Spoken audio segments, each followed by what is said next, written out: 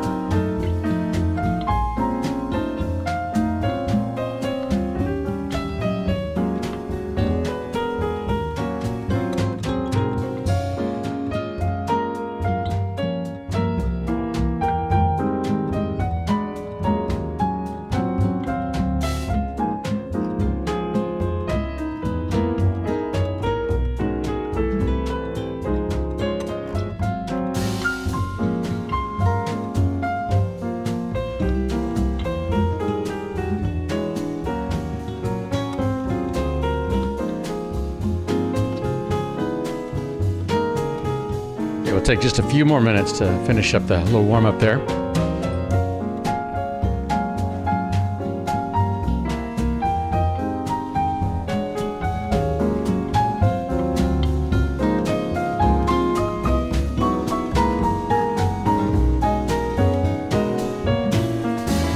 All right. That was a pretty short few minutes. I admit that was a short few minutes, but here we are. So just again, the whole idea there is just to get you thinking about conflict and, going back to some of the ideas that we carry or beliefs we have about conflict. It's just to kind of get those juices flowing. So you've done the warm-up exercise. Awesome. Now, what is conflict? Let's talk about what conflict is. A serious disagreement or argument, typically a protracted one. So I think that's out of Webster's or some actual dictionary. But I like this. I say I like it. What I mean is I think it's interesting that it comes from the Latin con, meaning together, and fligere, meaning to strike.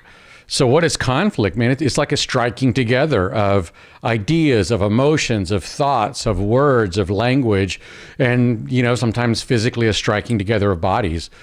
So that's what conflict is. I mean, there's nothing innately fun about that, And so when you think about the word, the etiology, or is it etymology? I forget. When you think about the root of the word, I know I'll say it that way. It makes, I think it's a good word to describe exactly what happens. So that's what conflict is. Now, why do we have it? That's the next question. A lot of reasons, but all of which can be summed up with this: because we're different people. And because we are different people, we have different wants and needs. That's it. I mean, in a nutshell, this animal, on this planet is a diverse animal. I mean, there's some commonalities in terms of typical number of arms and legs and toes and fingers and eyes and ears. And, yes, there's common factors to this animal. But really, when you start looking at this very highly specialized animal, there's a lot of differences, And because there are differences, we end up in conflict. We end up wanting to strike against each other. So here we go. These are some examples of why, how the differences generate conflict. We have different values. Where are we going? X is important to me. Y is important to you. I value one thing. You value another thing. Strategies, how do we get there? Even if we value the same thing, if we want to go to the same place, if we have the same goal, maybe you want to get there via route X, or I want to, and then you want to get there via route Y. So number one, maybe we don't agree about where we're going to go, goals, in an organization or whatever the agenda is. Number one. And then number two, even if we agree, maybe we don't agree about how to get there. The next one is, even if we agree about where we want to go and we agree about how we're going to get there, who's going to do the work, right? I think you should do X. You think you should do Y. I mean, there's just the division of labor. And so how do we actually get to the goal? That can be a problem. So there's value conflict, strategy conflict, and task conflict. And then I just straight up don't like you. Sometimes it's like, even if we want to go to the same place and we agree how to get there and we agree who's going to do the work, once we get into it, I just don't like you for whatever reason. You just rub me the wrong way, and that's going to create conflict. So there's relational conflict along the way. So those are just areas that we have conflict in. Now, what are healthy and unhealthy ways to respond to conflict? And as I talk about these healthy and unhealthy ways to respond to conflict, I think as we start realizing how we understand conflict, then it can make more sense to us. Like, oh, that's why nobody likes conflict. That's why many people are conflict averse, because of how conflict has been handled in unhealthy ways, even in our family of origin, in our dating relationships, in our friendships, and then at an organizational level. And so I'm going to talk about healthy and unhealthy ways to handle conflict. And I want you to be thinking about, in your family, what was the norm? Did your family do conflict well? in the history of your dating relationships, what did conflict, how was conflict navigated, and did it tend to go well or not well? And in your friendships and in your extended family and with your neighbors and in your place of worship and in your job, that's where we start building all of our sort of conflict baggage, and our the way that we approach conflict is largely driven by the experiences that we've had early on. So let's get back to the PowerPoint here and talk about this healthy and unhealthy ways. These are, so look at that picture there, man. They're going at it here. These are unhealthy ways: explosive, angry, hurtful, and resentful reactions. And again, maybe family, maybe friends, maybe at work, maybe in your religious organization, wherever. When we go to this place, God, talk about leaving a sour taste in our mouth. Nobody likes that. Well, some people like it and they're really toxic, but most healthy people don't like this. The withdrawal of love, resulting in rejection, isolation, shaming, and fear of abandonment. So maybe it's not like we're just gonna flat out throw down, right? It's not the physical aggression, but family systems and relationships and friendships, people can use that real, like the psychological warfare. We go into conflict and it's like, man, I'm going to show you, I'm not going to hit you physically, but I'm going to withdraw my affection. I'm going to give you the silent treatment. I'm going to give you the cold shoulder. I'm going to shame you. I'm going to blame you. It's all your fault. How dare you? Man, that stuff is nasty. It's just nasty. And when we live that, when we're on the receiving end of it, it really makes us conflict averse, understandably. I mean, who wants to deal with that? So that's another unhealthy way. And then that results in the expectation of bad outcomes. So when we live that once and then twice and then 3 times, and then it happens at home, and then it happens when we date, and then it happens in our marriage, and then it happens at work, and over and over, there's explosive, angry, physical, verbal aggression, or there's this kind of guerrilla warfare, psychological passive aggression and blaming and shaming and all that other, toxic stuff. We tend to develop, we tend to develop negative expectations. We expect things to go bad, which ultimately, again, makes us conflict averse. But here's the deal, as you think back to your, again, your family or your dating relationships or work relationships, these are examples of healthy approaches to conflict. And maybe you've had these. So here we go. Healthy. So there's a dove bringing a wreath of peace. Isn't that lovely? The capacity to recognize and respond to important matters. When that is the MO or the culture or the standard or the norm in a family or in a dating relationship or in a marriage or in an organization, when that's ground zero, conflict is not so threatening anymore. It's not so intimidating anymore because we have the capacity to recognize and respond. We know that important things are going to come up. And so, hey, since important things are going to come up, let's go ahead and get ready. Let's develop this skill so that when these important things come up, we have a roadmap and a skill set to walk through it. And that's very, very healthy. It makes organizations and relationships and friendships and romantic relationships really, really strong. So that's a kind of an example or a characteristic of a healthy approach to conflict. A readiness to forgive and grow. Now, here's the deal. Look at that forgive and grow. A lot of times you hear the phrase, well, you need to forgive and forget. And I just, I don't buy that. I mean, I guess I've just been in clinical practice for too many years to think that the pattern should be to forgive and forget. We don't forgive and forget. We forgive and we heal. But we may always remember what happened, what the trauma or the conflict was. And I think that's an important distinction to make because, in my clinic, and by the way, I go into this in a lot more detail in the video on self-care and holistic well-being when I talk about emotional well-being, because forgiveness is a central part of emotional well-being. So go back to that video and watch that at a deeper level if you want to dig more into this idea of You know what I'm talking about here. Let me show the PowerPoint.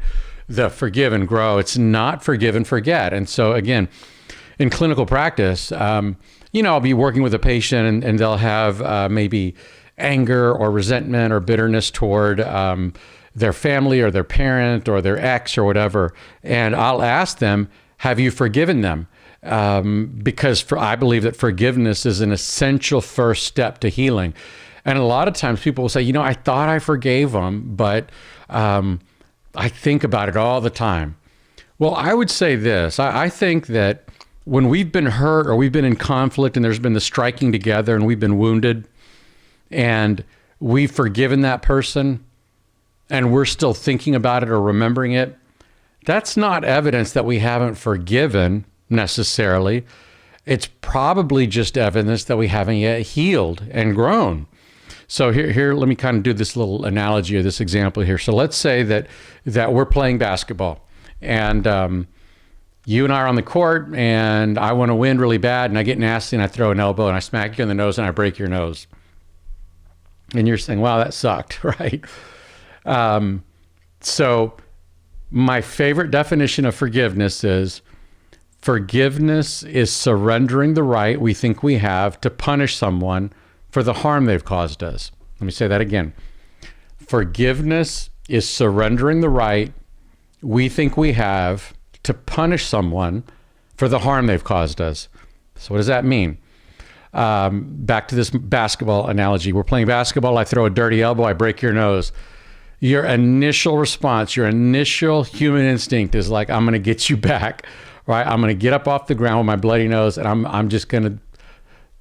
going to throat punch you. I'm going to give you a thunder punch to the throat and take your life. Like that's our human instinct is, I want revenge. Okay.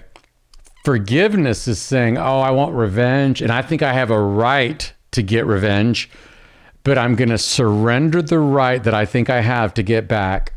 And I'm going to forgive you and I'm going to let it go.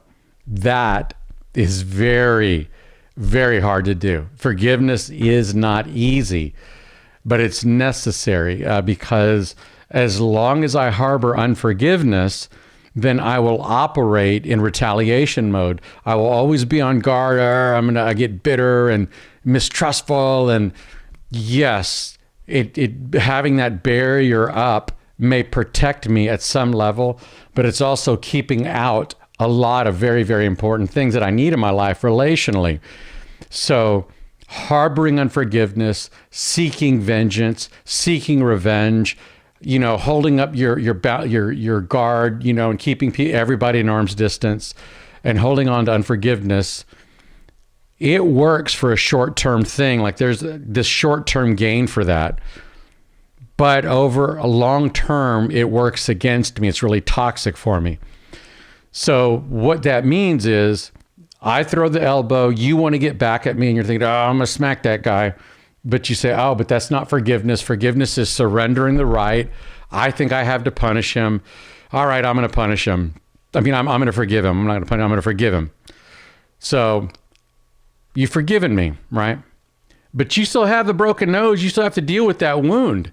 So you get your nose reset and you got this funny tape on it. You're like, what was it, Jan Brady when she breaks her nose? You got that bit to date myself.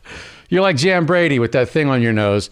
You're walking around feeling like an idiot and some fool broke your nose. You've forgiven them. You're not going to, but you still got the nose to deal with. And so on and on, the next day. When you sleep, you that hurt. And the next day, maybe you accidentally bump it in the shower. That hurt. And you think back to the guy, Adam, when he threw the elbow. So you still remember when it happened. Did you forgive me? Yes, you forgave me, but you didn't forget it, and you may never forget it. But that doesn't mean you didn't forget. You forgave me. Forgiveness is a mental, it's just like you choose to let that thing go. Healing happens in the heart. Healing happens, and that may take a long, long time to play out. And then even after your soul is healed from that conflict, from the emotional wound, even after your nose is healed, in this analogy where I threw the elbow, you're still going to remember like it was a Thursday, it was 2:00 in the afternoon, it was hot, we were playing on this court over at the park, and he did that. You're still going to remember it. So I kind of went into a lot of detail there, got into the weeds on this thing about forgiveness, but I think that's an important thing to remember is that when you have conflict, and this readiness to forgive and grow. You don't forgive and forget. Don't set yourself up for that. That's I think, a lie. It's a misnomer. We don't forgive and forget. We forgive and then we grow. We heal and we grow. And so what does that mean, heal and grow? Well, it means, here's the deal. After my nose heals and I step foot on the court with that fool named Adam, dude better show some respect, right? I'm going to let him know, like, man, if you throw an elbow again, like, no, that's not going to fly. I don't want to get on the court with you again until you give me your word you're not going to play dirty, right? And so you grow and you learn. And so you set boundaries and you're older and wiser, but you're not unforgiving and bitter and toxic and crusty. So, okay, that's all I'm going to say. I burned 5 minutes just on that one point. Let me move forward. I'll never get out of here. You'll never get out of here. Here we go. The ability to seek compromise and avoid punishing. That's huge. You know, back to this idea, when you have that as the baseline, or the understanding in a romantic relationship or a family or a business or organization, like, we're going to compromise. We're going to love each other. We're going to honor each other. When there's conflict, we're not going to punish each other and judge each other. And we're not going to do all that nonsense, because it's not helpful. It's just not helpful. So that's healthy conflict. A belief that resolution can support the interests and needs of both parties. That's pretty big right there. You know, believing this idea that if we walk through this really difficult thing of striking together, but if we figure out how to do this the right way, you will be better, I will be better, and we can both have our needs met. That's great. And so if you've grown up or had experience with repeated healthy approaches to conflict, then you're probably not going to have all the baggage. But do you see how unusual this is? This is not the norm. Like, most people are not grown and trained and raised to handle conflict healthy. You know, most of us experience that. And it's no wonder that none of us like conflict, because when that's the norm, I mean, who wants that, you know, other than the unhealthy people. All right, let's go forward. So we did the warm-up exercise, we talked about what conflict is. It's a striking together of bodies, of ideas, of language, of emotion. Why do we have it? Because we're different people. And because we have we're different people, we have different values. What are healthy and unhealthy conflict ways to respond? We talked about that. Now, what makes conflict worse? You know, like, how do we... Sometimes we go to conflict, so there's this fire of conflict burning, and we say, you know what? I'm going to put this fire out. I know what I'll do. I've got this 5-gallon tank of gasoline, and I'm going to pour this gasoline on that conflict fire, and surely that'll put it out, and then whoof, it makes things worse. So let me talk about some of the things that just add fuel to the fire. Here we go. Number 1. Ignoring it. Oh gosh, that's horrible. You know, we don't want to ignore it.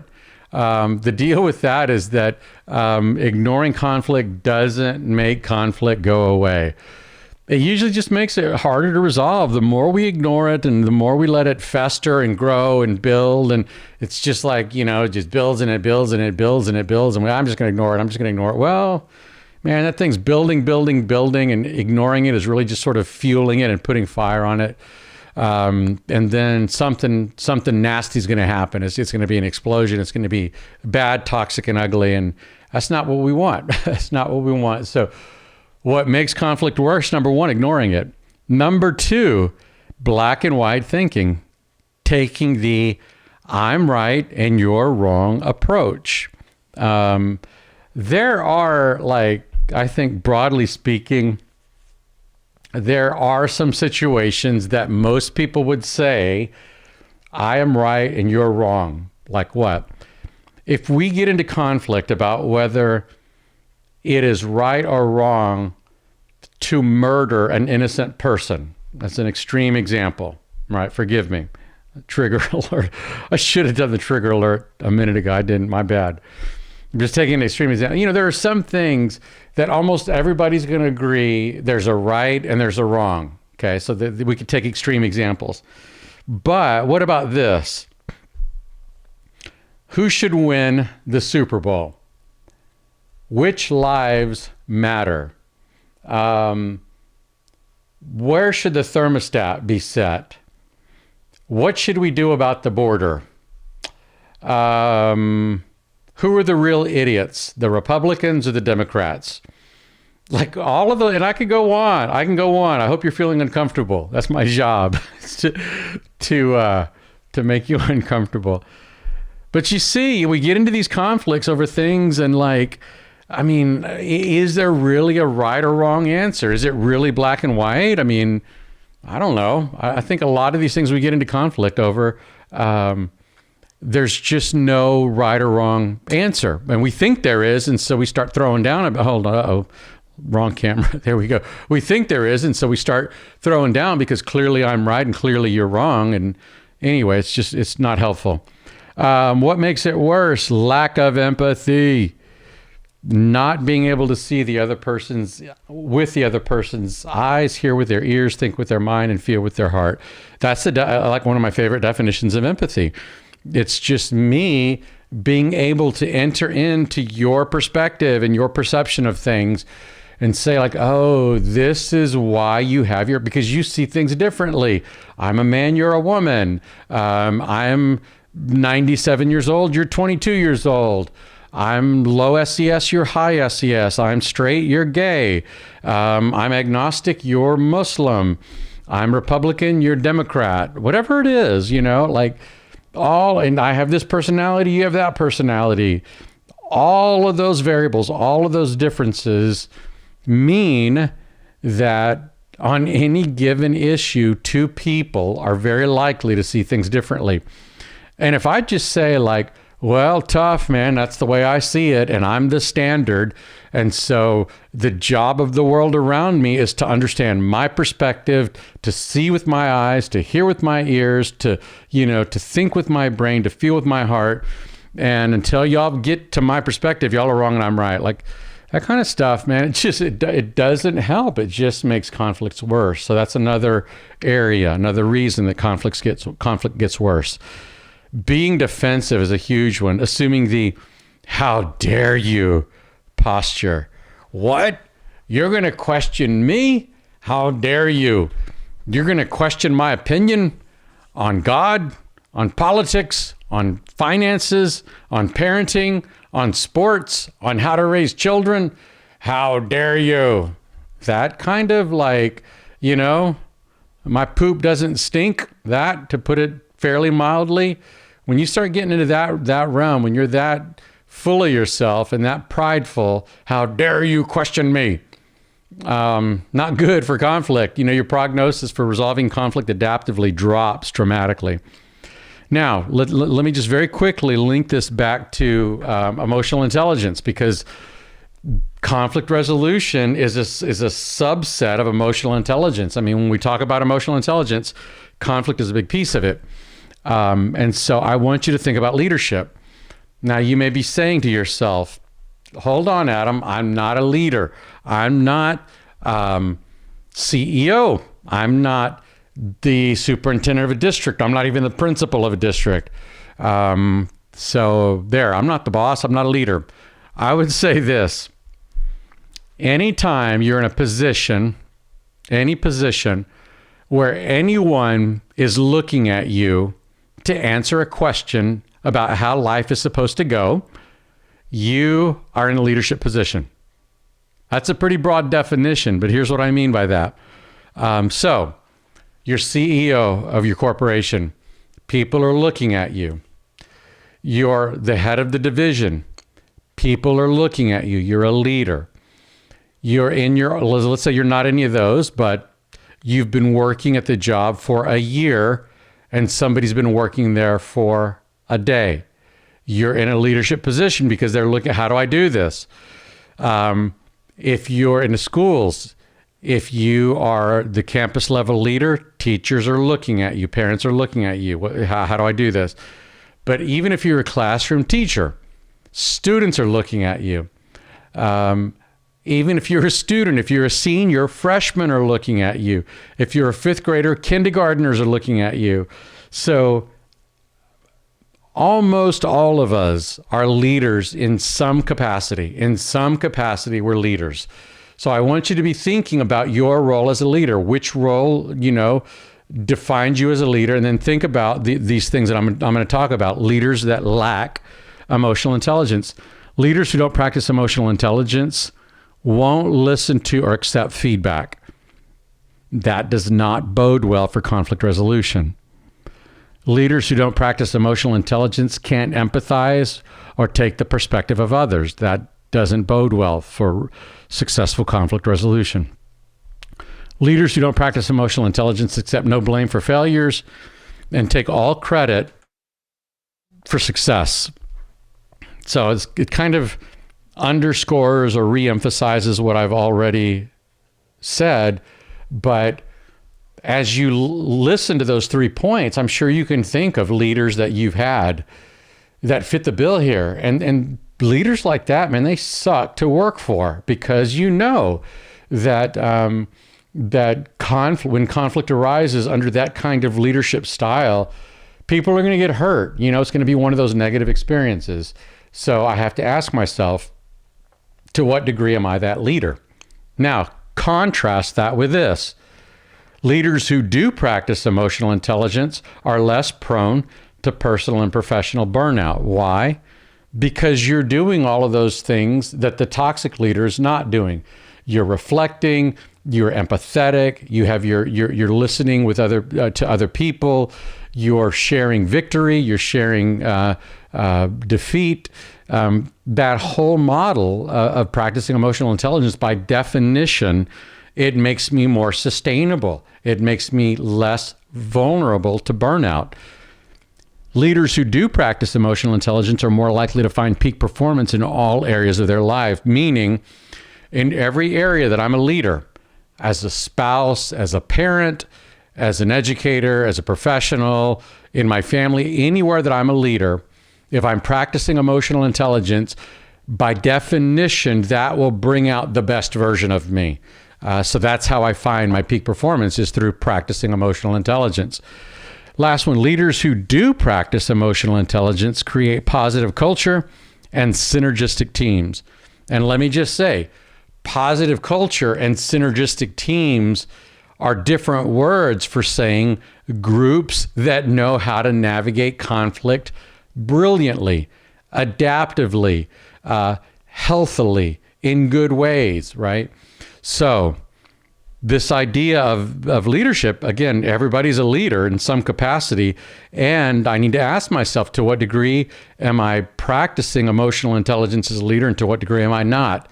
And to the degree that I am not practicing emotional intelligence as a leader, then I'm setting up conflict to be a difficult, nasty, ugly thing that people are going to want to avoid, which only makes it worse. All right, there you go. That's about leadership. Now, here's the question. Will I be the kind of leader that leaves a mark or a scar? Man, that's a big question right there. Am I going to be the kind of leader that leaves a mark or a scar? And in my role as a leader, I've done both. You know, if I'm perfectly honest, I know that I've made bad decisions. I know that I've mismanaged conflict, and I've just not dealt with it, and I've avoided it, and I've made it worse. And the older I get, the more I get to a point where it's like, you know, I'm not going to be perfect, but I sure hope that tomorrow I'm better than I am today. And then the day after that, I'm better than I am tomorrow. So I just want to be more of the kind of leader that leaves a mark and not a scar. And the more skilled I can get at navigating conflict, the more likely I am to leave a good mark and not a bad scar. Okay, now, how do we resolve it? This is where we get into the nuts and bolts about, okay, I get it, Adam, all of that background, but what do I actually do? Like, give me step 1, step 2, step 3. Okay, so here we go. I'm going to give you some step by step. Where should we start? Well, number 1, raise the issue early. And we talked about why it's not helpful to avoid it. So raise the issue early. I mean, as soon as you start sensing there's this, you know, striking together, they think this, I want that, you know, this is the third day that we've sort of disagreed about where the thermostat should be set, or who should call that person, or who needs to follow up, or about what we needed, you know, just stop and say, oh, okay, this is my spidey sense is tingling, and this is time for me to have this conversation. So start early. Step 1 is just always start early. Raise the question or issue early. Number two, make sure that my emotions are under control. And here's an important distinction. It's not that you're not supposed to have emotions. You can have emotion. It's just that emotions can't control us. And I think that's where a lot of leaders, especially, I know this is going to sound sexist, but it's true empirically, a lot of male leaders are so afraid of emotion because they think, well, partially we're acculturated. Men in many cultures, but certainly in America, we're trained not to do emotion. And so we say, I can be a good decision maker because I'm not emotional. Well, yeah, I mean, restricting emotion can lead to good, rational decision making. But there's this whole other huge negative effect of restricting emotion that I'll get into. I think I talk about that on the ways to manage emotion. If you're restricting emotion, I'll put it this way, you're screwed. If I can just be very blunt about it, emotional constipation is not healthy. Okay, so I'm not saying, back to the slide here, when I say make sure that your emotions are under control, I'm not saying don't feel. I'm not saying you need to restrict your affect. I'm saying feel it, but make sure that it's under control. Make sure that it's not controlling you, because if your emotion builds up and starts driving your behavior, it typically will drive your behavior to behaviors that aren't helpful. So we don't want our emotions. We want them to be present, but we certainly don't want them to be in control. Next one, have a script ready. If you find yourself becoming emotional, hey, thanks for wanting to talk, but I'm feeling overwhelmed right now. I'd like to ask that we pause the conversation for a moment. And this is a two-way street. They get to do the same thing. Now, here's the deal on that. I know it's particularly, like you're thinking, but that would be awkward, like, let's say you're having you broach the subject. Okay, I'm going to talk about this early, and because that's what I'm supposed to do. I'm not going to avoid it. Try to be empathetic, and you bring it up, and they start talking, and they, for whatever reason, say something that triggers you. They blame you, or they attack you, or they criticize you, or they make fun of something, or whatever it is, and it triggers you, and you're thinking, it makes me mad, and your emotion starts to build up, and you're thinking, it's going to be really awkward if I say, thank you for wanting to talk, but I'm feeling overwhelmed right now. I'd like to ask that we pause this conversation, right? That's going to be weird, Adam.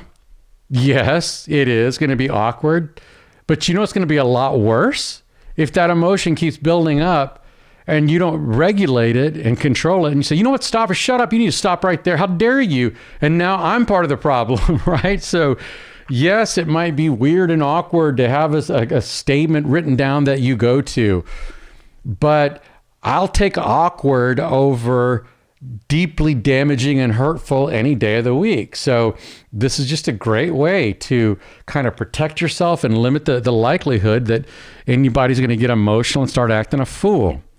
Okay, so that's where you should start. Last one, practice effective communication skills. Now I'm going to unpack this one here. This is going to be another like a 10-minute thing here. And when I say effective communication skills, there are two main types: expressive, which is verbal, and nonverbal, and written. All of that is what I'm communicating to you. And receptive is what you're communicating back to me with your words, with your body language, with your and what you're writing. That's all receptive. That's me understanding you. So I'm really going to break these down and talk about what do I mean by verbal, nonverbal, and written. And then number two, what do I mean by receptive language? So here we go. So this actually gets us to the last question. And then I'm going to cycle back to number 6. So this one. There are 3 types of communication styles. When you think about verbal, nonverbal, paraverbal, expressive, all of that whole package of communication, that package tends to, there are 3 main types of those. So let me describe these. Number 1 is the doormat. You care too much about upsetting or offending anyone. I don't care enough about my own thoughts or feelings or needs. And this is actually correlated to a certain kind of personality style called the highly agreeable personality. If you're wondering about personality styles, go watch the video on emotional intelligence and personality, I talk about the EQ or the EASL, which is our personality assessment, and the Big Five model. There are 5 variables or 5 different aspects of personality, OCEAN. The A is agreeable, and people that are highly agreeable tend to have passive communication styles. They tend to be the doormat, and they just get run all over because they just don't want to offend anybody. And they don't honor themselves and care enough about their own thoughts and feelings. So when I communicate, if I'm passive, if I'm a doormat, I'm not going to be effective. Here's the opposite. These people are the bulldozers. And so see here, I thought this was really clever of me. I put the doormat underneath the text because it's being walked on. And then here I put the bulldozer huge, pushing and squeezing away the rest of this thing here. I'm not even going to charge you extra for that depth of meaning that I just conveyed through how I did my slides. That has nothing to do with anything. I just wanted to point that out. That was me like being extra. So anyway, back to the content. I don't want to be a doormat. Highly agreeable people. But here's the deal. People like Adam Saenz that are highly conscientious. You score high on the C scale, right? You like to get things done. You like order. You like predictability. You value the completion of tasks over quality of relationships. You're going to be a bulldozer. And the doormat doesn't care enough about their own thoughts and feelings. Well, the bulldozer doesn't care enough about the other person's. They only care about their own thoughts and feelings. So you see there's imbalance either way. I don't want to be a doormat. I don't want to be a bulldozer. I want to be a diplomat. Okay? I want to be assertive. I care about your thoughts and feelings and needs, and I care about mine. And this goes back to what we talked about earlier about a good culture for conflict resolution is one that innately values the growth that can be found on the back end of conflict. When we become diplomats, when we become assertive, and you have value, I have value, you have needs, I have needs, let's work together to find the right solution. When that's your MO, the good things happen. Good things happen. So when I think about communication, I want to communicate assertively. And let's talk about the different types of communication. First one, when we talk about verbal, paraverbal communication. And let me say, when you think about expressive language, when you think about what you say, there's your verbal language, and then there's verbal and nonverbal. Nonverbal and paraverbal communicate about 80% of the message. The actual words that you're using, the language that you're using, people usually don't attune to your word choice. Sometimes they do, but really they're looking for the emotion behind your words. That's called nonverbal and paraverbal. And that's really where a lot of meaning is conveyed. So paraverbal is the message we communicate through the tone, pitch, and pacing of our voices. Let me give you an example. So here's a phrase. Let's say I work at Acme Business and I answer the phone. The written message here and the verbal linguistic message is, I'm going to greet you. I'm going to let you know who you've called the business, and then I'm going to let you know my role. I'm here to help you. And all of that is, good morning, Acme Business. How may I help you? That's the function of that message. But let me get into some paraverbal communication. Here's one thing. Here's one way. I answer the phone, ring, ring, ring. Good morning, Acme Business. How can I help you? Okay. So I just said the message. The paraverbal communication in that says, I'm a good guy. I'm friendly. I'm positive. I'm putting out good energy. This is a great place for you to call. Like, I'm on your side. All of that was in the message through my paraverbal communication. Huge, huge. Okay, so let me try this again. Good morning, Acme Business. How can I help you? Okay, now, same words, same intended message. My greeting, this is who you've called, this is my purpose. But my paraverbal communication says, good Lord, I don't want to be here. This job sucks. And I really don't even want to be working for you. So what do you want? Stop bothering me. That is paraverbal communication. So you can see how communication, that piece of it, can hugely impact how conflict is resolved. Here's another example. I didn't say it was your fault. Okay? So that's the message. Like, I didn't say it was your fault. Now watch this. I didn't say it was your fault. The message is somebody else said it was your fault, but I didn't. So let's keep going with this. I didn't say it was your fault. Okay, you're saying that I did, but I didn't say that. I didn't say it was your fault. I typed it on Facebook. I sent it into the group email, but I didn't say it. I actually wrote it out. I didn't say it was your fault. I didn't say it was your fault. I said it is your fault. Like, you were actively being an idiot. It's not past tense, it's present. Okay. So, do you see how just accenting one word can change meaning? So that's what paraverbal communication is. It's like, what's the tone and the nuance? It's not the actual words that you're using. It's the tone and nuance of what you're doing. And that shapes understanding. It shapes meaning. Nonverbal communication, the message we communicate with our bodies. These are examples of that. Our facial expressions, body movement, posture, gesture, space, all of that communicates. So again, let me give you an example of body language. And like, so I'm a presenter, I teach all the time. And when I'm presenting and I see this, right? That person is not verbally saying anything, but what they're saying is, this sucks, you suck, why am I here? I could be checking up on my email, just like that. Body language is communicating, it's saying something, you know? Facial expression, all of that is just communicating. That's nonverbal.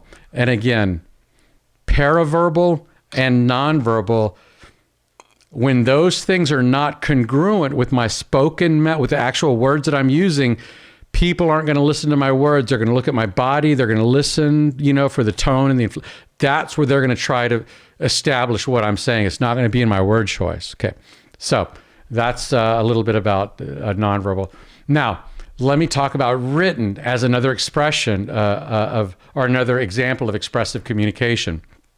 I'm going to give you an email example. Mr. Smith, did you get my first message? Thank you, Dr. Sines. So there it is. It's an email. You're Mr. Smith. I'm Dr. Sines.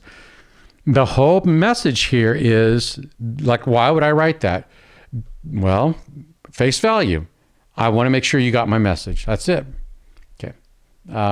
Great. But let's look at this. First of all, it's all caps. So this is the paraverbal equivalent of me shouting at you.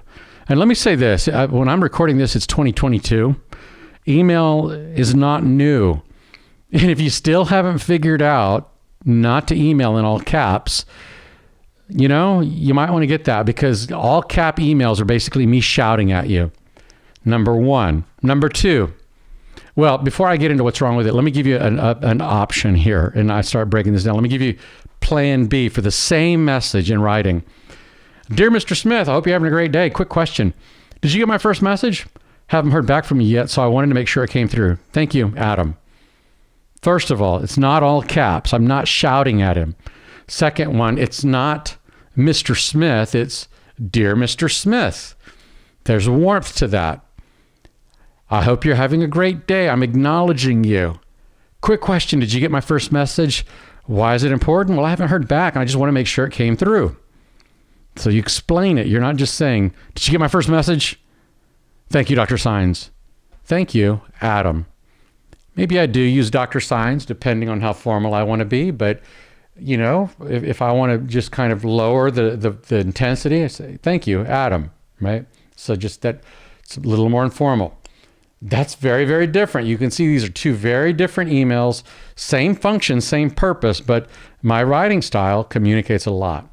Now, receptive communication, listening skills. Man, I'm gonna get on a soapbox here. I'm a therapist, I'm a psychologist, and we're trained, like listening skills are huge for us. And you don't realize how bad most people are at listening until you become a good listener. And once you figure out what good listening skills are, you think, oh my gosh, most people are miserable listeners. They talk, but they don't listen, you know? And that old saying about there's a reason you have two ears and one mouth. Yes.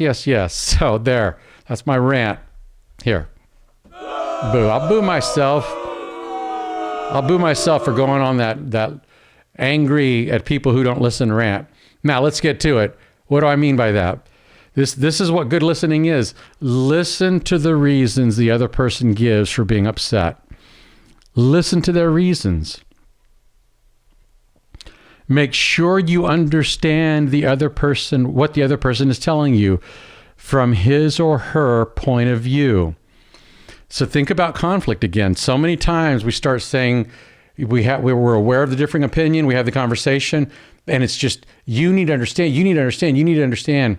And we're not listening and thinking, but wait, do I really understand why they're upset? Do I really hear what they're saying? Am I getting a clear message from them? And we don't check for our own understanding, but that's part of good listening. Repeat the other person's words and ask if you understood it correctly. So it's like, wait, hold on. Let me make sure I understand this. What you're saying is blah, blah, blah, blah, blah. And they'll say, yes, that's exactly right. Or they'll say, no, that's not what I'm saying. What I'm saying is blah, blah, blah, blah, blah, blah. And then you stop and you say, okay, let me make sure. No, now what you're saying is, you know, da da da da, and they'll say, yes, that's right. Or no, you're still not getting it. And you keep going back and forth until you repeat back to them, like, is it this it? And they'll say, yes, that's it. That's good listening. It's hard to do. Especially if you're emotional, but that's good listening. And then the last thing is ask if anything remains unspoken, giving the other person the time to think before answering. That's a hard one. And so at the end of that, you listen and you reflect back and keep going until they are sure that you have clarity. And you say, great. Okay, one last thing. Is there anything else that you want to express or you want to get off your chest? I need to keep listening here. Oh, it's so hard. It's so hard to do that, you know, which in my mind explains why so few people are good listeners and so many people just want to talk. But those are some key aspects to good listening. Resist the temptation to interject your own point of view until the other person has said everything. Did you hear my paraverbal? In the way I just realized in the way I said that. Resist the temptation to your own point of view. My paraverbal communication was, don't be an idiot. Sorry, I got distracted. Let me try again. Resist the temptation to interject your own point of view until the other person has said everything he or she wants to say and feels that you have listened to and understood his or her message. Okay. Yeah. So that's good listening. It's not easy. It's hard to do. But when I do that, when the other person observes me and is aware that I'm behaving that way, it just calms them. It soothes them. It decreases their anxiety. It's a really good thing for communication. Okay. So that is all I need to know about communication, about the communication styles and, you know, passive and aggressive and diplomatic, assertive, you know, and expressive language and receptive language. All of that is so important to be aware of when you talk about resolving it. Now, let me get back to this question so back to your steps, Adam. So here we go. Step 1, ask for a meeting early. Hey, can we talk? You know, seems like there's this weirdness, this weird thing going on. I'm noticing that we're not in agreement about the thermostat or about who's supposed to be doing what or about what the goal is here or whatever. Can we talk? So you just ask for a meeting. You know, you got 5 minutes, you got 10 minutes. Step 2, set up the ground rules. So after you start the meeting, say, hey, man, thanks for your time. I just really want to touch base with you because I've noticed that there's this pattern and it feels like we're in a push-pull on this. I want to talk about this. And, you know, I know conflict can be difficult. And I just want you to know that as we talk about this, I'm not going to raise my voice and I'm just going to ask you to do the same. Let's just agree to respect each other through this. So you set the ground rules. And if that person says, no, I don't have to stay calm or whatever, this is stupid. Stop right there, you know, and go to step 6, which is involve the third party. But set the ground rules and hopefully there's a culture in which the ground rules are already set at an organizational level. But if you need to, go ahead and do that. Then step 3, agree on the conflict. So feels to me like we're just butting heads about, again, the thermostat, or about, who's supposed to do what, or about where we're headed. Does it feel like there's a problem to you? And that person may say, no, we're fine. And maybe they're saying that because they're so afraid to even have the conversation.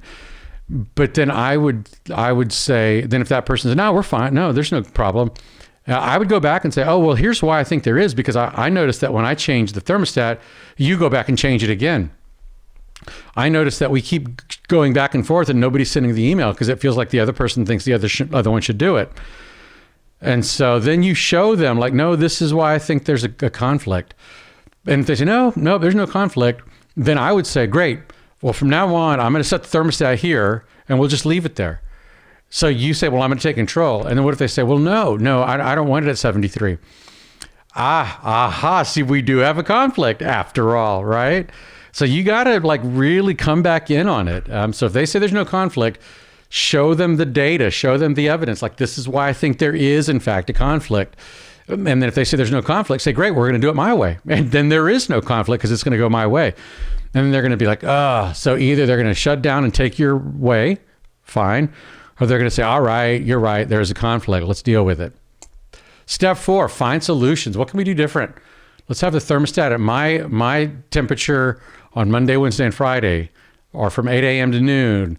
We'll have it at yours temperature from noon to 4.